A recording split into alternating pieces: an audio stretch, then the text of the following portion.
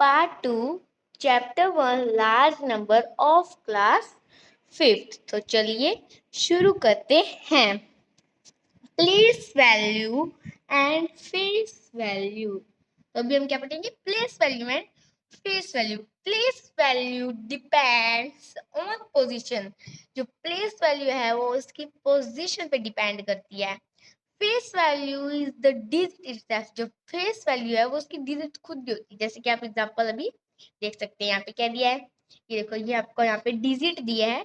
और अगर आपको यहाँ पे देती है आपको ना 5 की place value and face value निकालनी है, तो हमने कैसे निकालेंगे? देखो, पहले हम लिखेंगे प्लेस वैल्यू, प्लेस वैल्यू, पहले हम क्या लिखेंगे? Place value. और उसके बाद में अब प्लेस वैल्यू 5 की क्या है? Ones for tens, hundred, ones, tens, hundred, thousand, 10,000 है। तो 5, देखो ठीक है, ये क्या है? 10,000। ठीक है, यहाँ पे 10,000 पे है ना उसकी, तो 50,000 मतलब। ठीक है, अब है अपना यहाँ पे फेस वैल्यू। फेस वैल्यू, अब यहाँ पे क्या है? Face value. फेस वैल्यू यहाँ पे क्या दिया था कि face value is the digit itself. जो कि फेस वैल्यू डिजिट खुद ही होती है। जैसे कि अब अगर फेस वैल्यू आ गया तो जो डिजिट है वो ही सेम लिखी जाएगी, चेंज कुछ नहीं होता। जैसे अगर यहाँ पे 3 की दे दी तो आप यहाँ पे 3 लिख लोगे, या फिर अब आप अगर आपको कुछ भी दे दिया तो आप वो लिख लोगे। लेकिन यहाँ पे ना फेस वैल्यू के अंदर हमेशा डिजिट हमेशा वो ही रहती है, कभी डिजिट फेस वैल्यू में चेंज नहीं होती। ठीक है, तो अब नेक्स्ट, ठीक है, नेक्स्ट एक्सपेंडेड फॉर्म। अब क्या है? Expanded form. Expanded form, expanded form अपने क्या लिखते हैं? इस डिजिट को अपने इस तरीके से एक्सपेंड करके लिखते हैं, उसको क्या कहते हैं? Expanded form. ठीक है, जैसे 7,23,90,654, इसको अपने ने एक्सपेंड करके लिख दिया। जैसे इस तरीके से, जीरो कितने पहले वो जीरो लगाएंगे, सारे पीछे प्लस का निशान, फिर जीरो, फिर प्लस का निशान, जैसे डिजिट लिख के उनके पीछे जितने जीरो होते हैं वो लगा लेंगे। ओके, अब अगर यहाँ पे एक और भी होता है, वो क्या होता है? Standard form.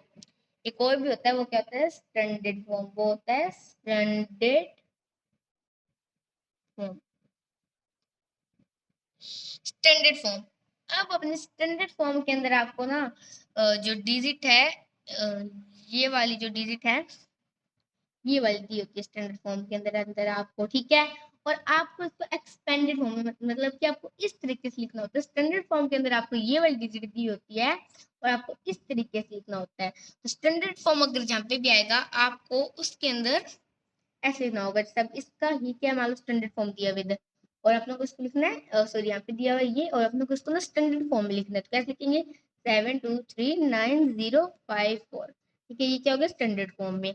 और अगर आप लोग को इसको एक्सपेंडेड फॉर्म में लिखना है तो इस तरीके से लिखेंगे। ओके, समझ में आ गया? Next, successor and predecessor. अब नेक्स्ट क्या है अपना? Successor and predecessor. Successor and predecessor के अंदर अपने क्या करते हैं? सक्सेसर के अंदर अपने हमेशा +1 करते हैं। सक्सेसर के अंदर क्या करते हैं? +1 करते हैं। जैसे 871 में +1 करेंगे तो क्या होगा? 871 में अगर अपने +1 करते हैं, देखो क्या, और अगर यहाँ पे आ गया प्रीडेसर, प्रीडेसर अपने कैसे करते हैं? देखो, -1 करते हैं। प्रीडेसर के अंदर -1, सक्सेसर के अंदर +1।